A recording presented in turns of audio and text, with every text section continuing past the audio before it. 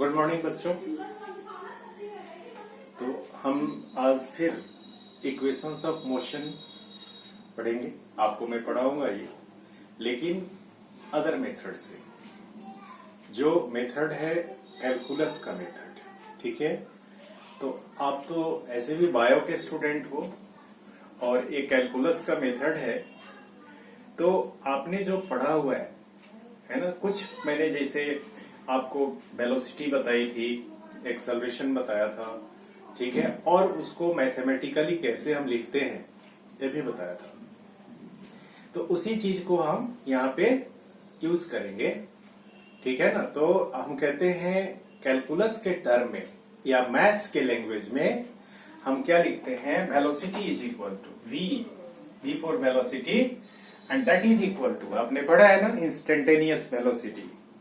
इसको हम क्या लिखते हैं, ds बाई dt। इसको dx बाई dt या ds बाई dt है ना, डिस्प्लेसमेंट अपॉन टाइम। आपने पढ़ा है ना definition, the rate of change of displacement with respect to time is called velocity, ठीक है ना। तो ये आपको डिस्प्लेसमेंट है s और t टाइम है। तो इसको मैथ्स में लिख पढ़ते हैं, the rate of change of displacement with respect to time is called velocity. v is equal to ds by dt हम लिखेंगे, ठीक है। दूसरी चीज है ना जो आप याद रखोगे, सेकेंड जो आपने पढ़ा हुआ है एक्सेलरेशन। एक्सेलरेशन को हम a लिखते हैं, a इज द एक्सेलरेशन, और इसको हम पढ़ते हैं the rate of change of velocity, sorry the rate of change of velocity with respect to time. तो dv बाई dt इसको हम लिखते हैं ये मैथ्स के लैंग्वेज में। तो आपने जो क्लास 9th में पढ़ा था, जो भी डेफिनेशन पढ़ा था, सिर्फ लैंग्वेज में पढ़ा था। अब मैथ्स के लैंग्वेज आपने नहीं पढ़ा था। ये हर क्लासेस की बात होती है। तो आप याद रखेंगे ये दो चीजें है ना, कि वेलोसिटी को मैथमेटिकली और इन टर्म्स ऑफ कैलकुलस है ना, we express v is equal to ds by dt, ठीक है। और इसको लैंग्वेज में पढ़ते हैं the time rate of change of displacement, ठीक है। और इसको एक्सेलरेशन, इसको कहते हैं the rate of change of velocity. बस याद रखना है ये दो टर्म। और नेक्स्ट याद रखना है, जो फॉर्मूले याद रखने हैं, कुछ कैलकुलस के फॉर्मूले, ठीक है ना। तो क्या फॉर्मूले हैं, एक फॉर्मूला आपका देखिए, इसी में सब कुछ आएगा। एक हम फॉर्मूला थर्ड करते हैं। ये तो डेफिनेशन आपने पढ़ा है, बट जो फॉर्मूला है ना किसका, कैलकुलस का, उसको हम ये लिखते हैं। देखिए, अगर मैं कहूं d बाई dx, यहां पे मैंने लिखा d बाई dx, किसका, ऑफ xn, ठीक है। तो d by dx of xn, तो ये कितनी वैल्यू, हमें इसको नहीं कैसे आता है, कैसे है ना, ये वैल्यू है ना जो हम लिखते हैं यहाँ पे, सपोज करिए इसकी वैल्यू होती है n x to the power n minus 1। याद रखेंगे बच्चों, ये फॉर्मूला याद रखेंगे। जो अभी जो मैथ्स में भी बच्चे होंगे ना, जो पीसीएम में होंगे, वो भी आपको ये अभी लर्न ही करेंगे। जब मैथ्स क्लास चलेगी, आपकी मैथ्स पढ़ाई होगी आपकी तो नहीं होगी, आई थिंक आप में नहीं है, बट पीसीएम वालों की अगर उनके मैथ्स की क्लास चलेगी, वो भी 12 में, तब जाकर के how it can be obtained वो पढ़ेंगे। लेकिन अभी वो भी ये सब फार्मूला ही याद रखेंगे। तो याद रखे रहिए, d by dx of xn is equal to n x to the power n minus 1, ठीक है। अब इस पे देखिए एक एग्जाम्पल, अगर सपोज करिए इसको हम कहते हैं differential coefficient of xn with respect to x, ठीक है ना। तो आप देखिए, आप सिंपल कहिए d by dx of xn, तो that is equal to n x to the power n minus 1। जैसे सपोज करिए आपका x टू दी पावर 4 लिखा हुआ है, यहाँ पे 4 लिखा है, तो इसका आपको x के रेस्पेक्ट में इसको डिफरेंशिएट करना है। देखिए ये जो है ना xn का डिफरेंशिएशन पढ़ते हैं x के रेस्पेक्ट में, तो इसको ऐसे लिखते हैं, इसको हम कह सकते हैं differentiation of xn with respect to x, तो इसको कहते हैं d by dx of what, the xn। अब मैंने कहा x4 का d बाई dx निकालना है, d by dx of and x to the power 4, आगे लिखेंगे d by D X of x to the power 4। इसको क्या लिखेंगे, देखिए पहले क्या है, ये n है ना पावर, तो आगे आ गया, तो पावर यहां पे क्या है 4 लिखेंगे, ठीक है। उसके बाद जो वेरिएबल हमारा है x, तो उसको x लिखेंगे, जो भी है यहाँ पे जिसका भी हमने डिफरेंशिएशन करना है वो वेरिएबल होगा। और फिर क्या करेंगे, पावर, इसका पावर जो है 4 माइनस 1, तो जो आपको यहाँ पे है ना जो कोफिशिएंट है 4 x का है ना, वो पावर में भी पहले वही रहेगा, और 1 तो हम माइनस करेंगे, तो दिस इज इक्वल टू कितना हो गया 4, और ये हो गया x to the power 3, 4 minus 1 that is 3, तो यही हो गया। तो what is the differentiation of x to the power 4 with respect to x, तो हम पढ़ेंगे 4x क्यूब, ठीक है ना। कैसे आया आप समझ गए। तो जैसे डिफरेंशिएशन मैंने है ना इसका एग्जांपल दिया, इसी तरह आप याद रखना है dx का इंटीग्रेशन दैट इज x होता है, और ये चौथा है d by D X of constant that is 0, और यहाँ पे d by D X of constant into variable है, तो हम क्या करेंगे, कॉन्स्टेंट को बाहर करेंगे और फिर वेरिएबल का आपको डिफरेंशिएशन हो जाएगा, यानी d बाई डी एक्स किसी भी वेरिएबल के आगे लगा है, मतलब उस वेरिएबल का डिफरेंशिएशन है, ठीक है। तो अब देखिए नेक्स्ट जो हम देखेंगे कुछ इंटीग्रेशन का देखेंगे, और इंटीग्रेशन का जो फार्मूला है, जो ये 5th फार्मूला मैं लिखता हूं, फार्मूला नंबर 5, ये डिफरेंशिएशन है, और इंटीग्रेशन के लिए हम क्या लिखते हैं, ये इंटीग्रल का साइन देते हैं, ये इंटीग्रल साइन कहते हैं, ठीक है ना।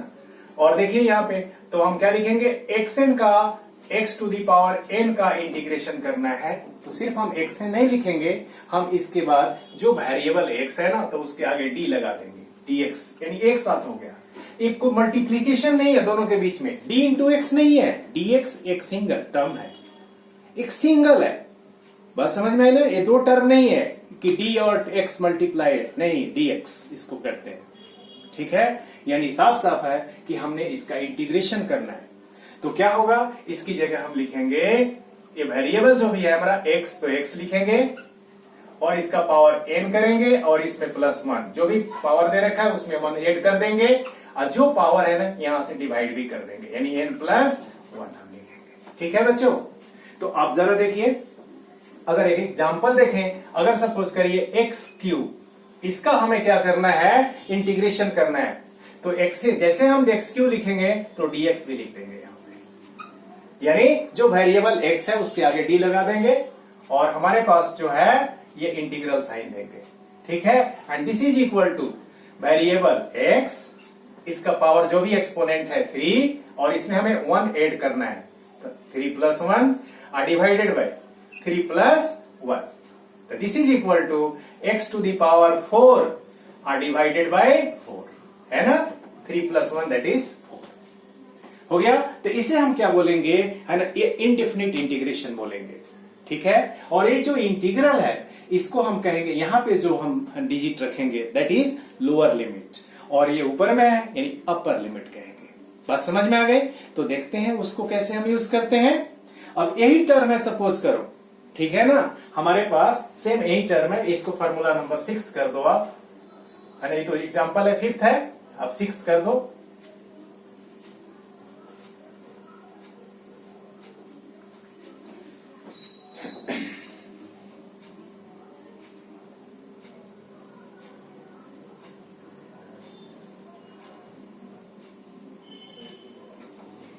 फार्मूला नंबर 6 करते हैं, तो देखते हैं अब इंटीग्रल करके। अब इसी जिसे सपोज करो यही टर्म है हमारे पास x क्यूब और dx, मान लो लोअर लिमिट में हमने a रख दिया, a की जगह कोई कांस्टेंट आप रख सकते हो, ठीक है, 2 3 4 5 कुछ भी रख सकते हो। इसी तरह b रखोगे, ये अपर लिमिट है।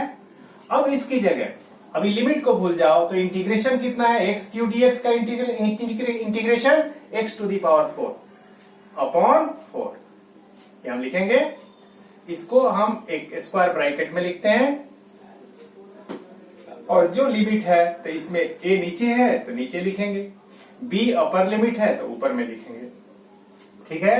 दिस इज इक्वल टू, ये है ना, डिवाइडेड बाई 4 है ना, 4 कांस्टेंट है, इसको बाहर कर देंगे, ठीक है ना। तो 1/4 बाहर आ गया।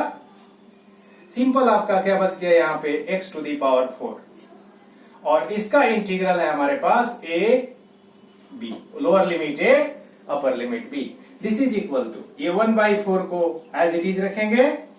अब क्या करेंगे, ये ब्रैकेट के अंदर ये वेरिएबल हमारा x है, इसकी जगह हम क्या कर देंगे, अपर लिमिट उस वेरिएबल की जगह, यानी x की जगह हम b रखेंगे।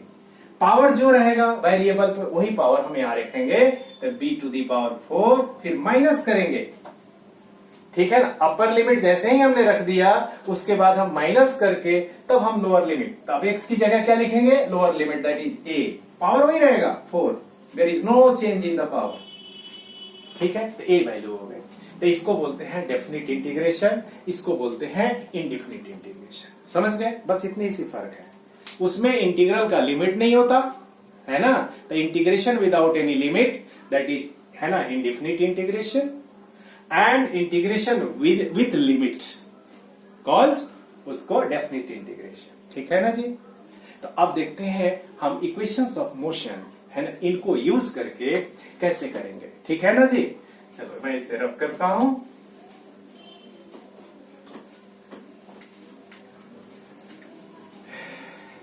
अब इक्वेशंस ऑफ मोशन, तो पहला हमारा इक्वेशन है v is equal to v not plus at।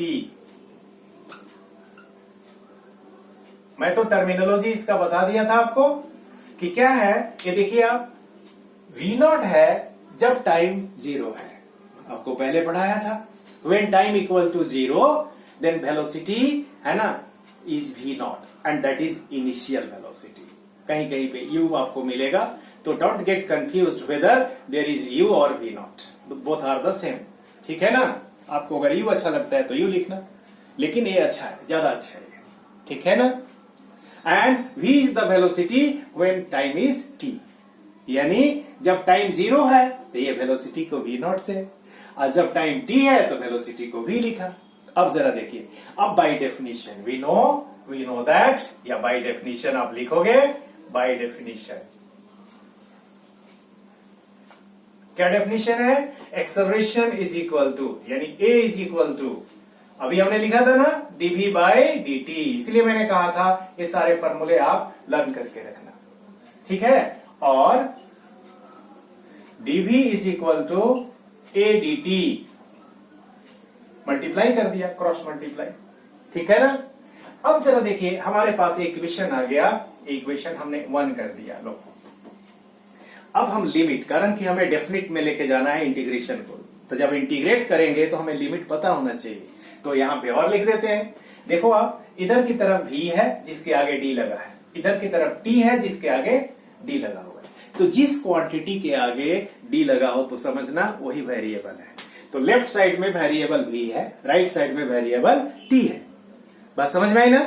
तो क्या करेंगे, जब लिखेंगे आप इसी चीज को, तो when time is equal to 0, velocity is equal to कितनी है, अभी बताया ना v not, velocity is equal to v not, and when time is equal to t, जब टाइम t है तो वेलोसिटी इज इक्वल टू कितना है, दैट इज v, है ना। अब यही हो गए, तो जहां हम क्या लिखेंगे, हम इंटीग्रेट करेंगे, तो अब क्या है, integrating equation 1 with in limits, इस लिमिट के अंदर हम इसको इंटीग्रेट करेंगे। तो इंटीग्रेशन का साइन देंगे, इधर हो गया dv और इधर हो गया a dt, इसके आगे इंटीग्रेशन का साइन। तो देखो अब ये एक साथ है, जब टाइम 0 लेंगे तो वेलोसिटी v नॉट, तो टाइम हम लोअर लिमिट में रखेंगे। तो टाइम हमारा जब 0 है, पहले एक देखो, टाइम 0 है तो वेलोसिटी किधर है, लेफ्ट में, यानी वेलोसिटी कितनी है, v नॉट, ठीक है ना। अब अपर लिमिट, ठीक है, तो टाइम अगर आपका t हो गया तो वेलोसिटी की जगह क्या लिखेंगे, v, है ना। बस अब क्या करेंगे, इंटीग्रेट करेंगे। तो मैंने बताया था ना कि dx का इंटीग्रेशन क्या होता है, dx का इंटीग्रेशन दैट इज x। तो अब बताओ dv का इंटीग्रेशन क्या हो जाएगा, v हो जाएगा ना, तो हमने v लिख दिया। और इसको स्क्वायर ब्रैकेट में रखेंगे, ये लोअर लिमिट v नॉट हो गया, अपर लिमिट v हो गया, that is equal to, A constant है बिकॉज कांस्टेंट एक्सेलरेशन से ऑब्जेक्ट मूव कर रहा है, ए को बाहर कर देंगे, सिर्फ इंटीग्रल किसका हो जाएगा, dt का, तो मैं डायरेक्ट लिख देता हूं, ठीक है ना, dt का इंटीग्रेशन t, और इधर 0 और इधर t कर देंगे, ठीक है।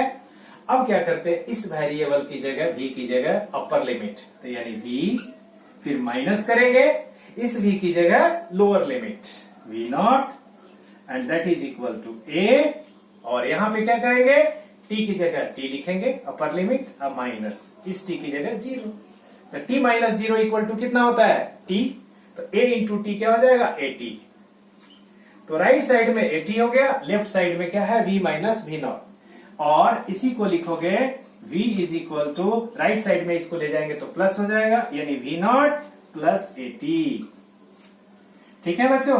तो ये पहला equation, this is the first equation of motion, ठीक। आज मैं इतना रहने देता हूं, ठीक है। नेक्स्ट डे की क्लास में बाकी जो हमारे 3 इक्वेशंस हैं, इक्वेशन ऑफ मोशन 4 हैं, आपने 3 तक ही पढ़ा था ना 9th में, ये 4 इक्वेशन है, तो नेक्स्ट 3 हम नेक्स्ट क्लास में करेंगे, ओके बच्चों। आप लर्न करना, फॉर्मूले को लर्न करोगे, then you can understand it easily. Physics ऐसा नहीं है बहुत डिफिकल्ट है, आपको पढ़ाने से पहले मैं फंडामेंटल्स बताता हूं, बेसिक चीजें अगर आप उसमें ध्यान रखो, अगर उसको लर्न करोगे, देन है ना, इस अंडरस्टैंडिंग आपकी है ना बहुत आसान हो जाएगी, your understanding becomes very simple, ठीक है। Okay, bye bye.